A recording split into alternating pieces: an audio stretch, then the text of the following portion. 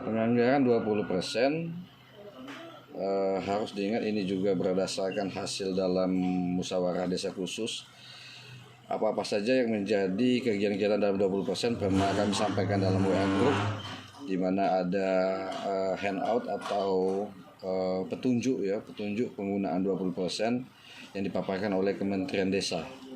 Kalau 20% ini fokus kita kepada Kementerian Desa, di antaranya pada penanganan ketahanan pangan itu ada banyak sekali kegiatan yang dapat dimasukkan. Awalnya kita hanya memperkirakan bahwa hanya kegiatan pada pembibitan ataupun peternakan, tetapi banyak yang bisa digunakan menggunakan 20%. Termasuk misalnya penggunaan 20% untuk kegiatan penyediaan air bersih atau air minum seperti sumur bor, atau tindak lanjut pada kegiatan Pamsimas yang kemarin. Nah, ini dapat digunakan untuk penggunaan di 20%-nya.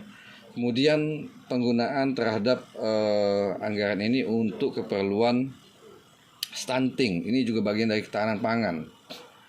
Jadi untuk kegiatan stunting 20%, pemberdayaan posyandu itu masuk dalam kelompok 20%.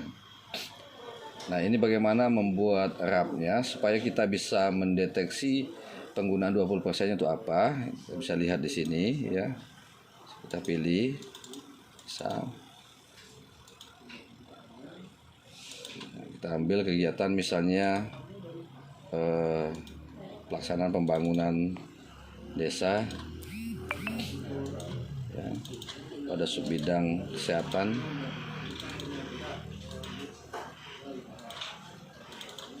Pada kegiatan posyandu ya, ini kegiatan penyelenggaraan posyandu untuk stunting. Terima kasih.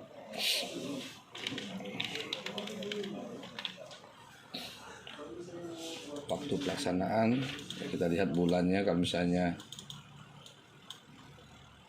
11 bulan kalau penetapannya Februari, kemudian pagunya misalnya 13 juta, keluarannya bisa masukkan sini kegiatan stunting. Jangan lupa mengkodekan 20%. Jadi kegiatan stunting adalah bagian yang masuk dalam ketahanan pangan ya, dikodekan dengan tanda kurung 20%. Jadi setiap kegiatan yang diambil dari dana 20%, kodekan dengan 20%. Volume keluaran misalnya ada 10 anak ya, 10 anak, atau bisa kita masukkan, kalau ini kegiatan rutin ya bisa dimasukkan 11 bulan ya, bisa dimasukkan. Kalau rincian keluarannya nanti di bawahnya kita masukkan bulan.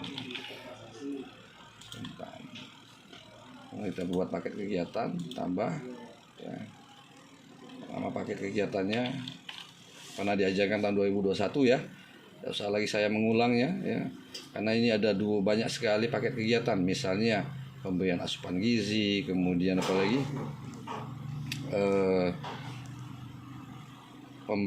pemberian untuk honorarium ya kepada kader posyandu atau kader stunting, masuk di sini semua. Kita ambil contoh seperti pemberian asupan gizi balita, asupan gizi ya. Nilai dari 13 juta itu sudah ada RAP kasarnya senilai mungkin 3 juta.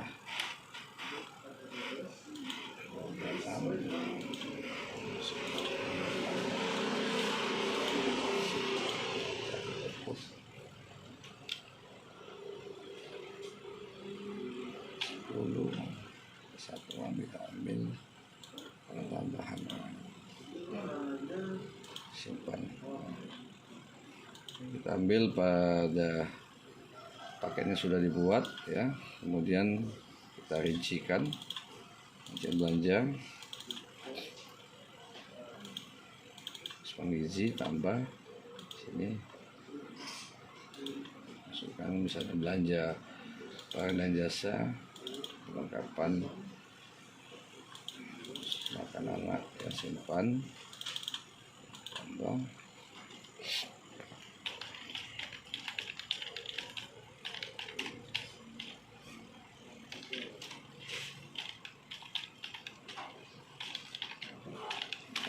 Yang gizi balita lengkap senilai mungkin untuk 10 bulan untuk 10 orang ya, senilai 30.000.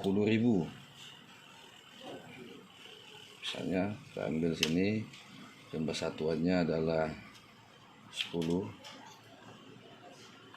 orang balita.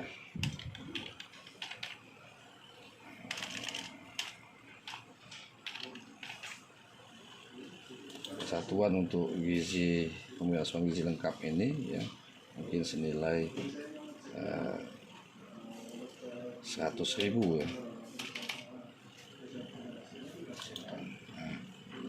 Jadi kita bisa lihat cetakannya ada kode di sini 20%. Nah, ini dimaksud untuk membagikan dan membedakan penggunaan anggaran 20%. Jadi sudah dimulai ketika penyusunan APBDes-nya ya, dalam RAP sudah ada. Nah, ini kegiatan-kegiatannya 20% seperti sumur bor, seperti juga pembukaan badan jalan, pembukaan jalan di menuju tempat persawahan, atau bantuan bibit, atau bantuan dari pupuk. Ya, pokoknya lihat di output kegiatannya, kodekan dengan di output kegiatannya 20%.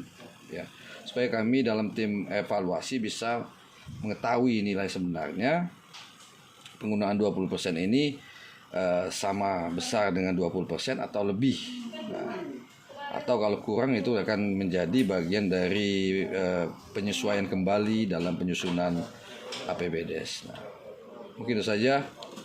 Terima kasih. Selamat bekerja.